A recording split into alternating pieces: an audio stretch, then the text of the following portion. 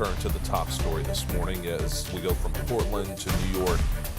Large protests happening overnight in cities all across the country in response to an ICE agent shooting and killing a woman in Minneapolis. Now, there's been conflicting reports from the incident. Homeland Security claiming they acted in self-defense and the shooting was justified. However, eyewitnesses and other Minnesota leaders claim otherwise. The car was backing up and pulling forward, moving out of the lane of blocking traffic, and then shots were fired. For what reason, I can't say.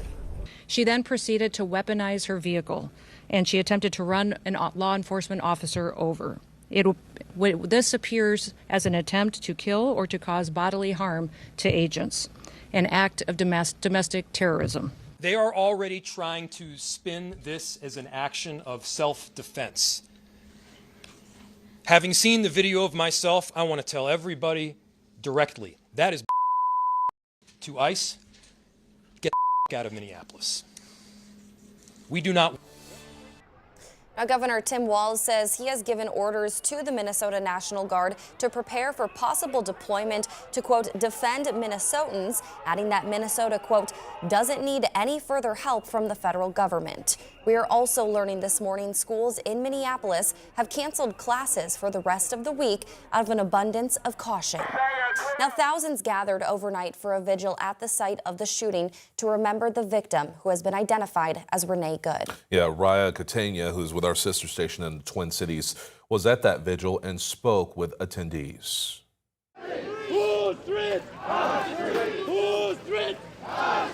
A member of our community was killed in this very spot, protecting her neighbors. A growing crowd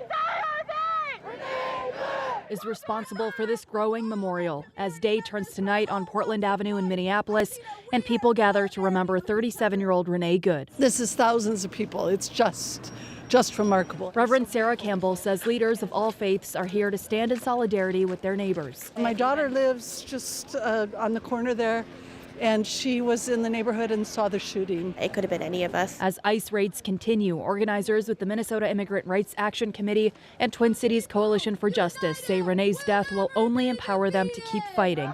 They're demanding that the federal agent responsible for her death be held accountable and prosecuted, while calling on ICE to leave Minnesota. Our community needs us more than ever right now. That's right. Every single one of us. I'm beyond the thoughts and prayers. I'm enraged now. A rage and sadness shared by parents who brought their children, neighbors who are with their friends, and people showing up on their own. You come out here, you speak up. But still showing up. You say something. It's indescribable how sad and how horrific this act of violence is. It's hard to know exactly what comes next, but as they hold each other, people in this growing crowd say they'll hold on to Renee's memory as they continue showing up. Her name was Renee. Her name was Renee. Her name was Renee. Her name. And new this morning, leaders here in Iowa are now weighing in on the shooting. First, Representative Ashley Hinson saying in part, quote, I stand with ICE and condemn the shameful, gross rhetoric from the mayor of Minneapolis and others on the left who continue to incite violence against law enforcement. Representative Randy Feenstra also said in part, quote, extreme and dangerous rhetoric is fueling attacks against law enforcement at an alarming rate.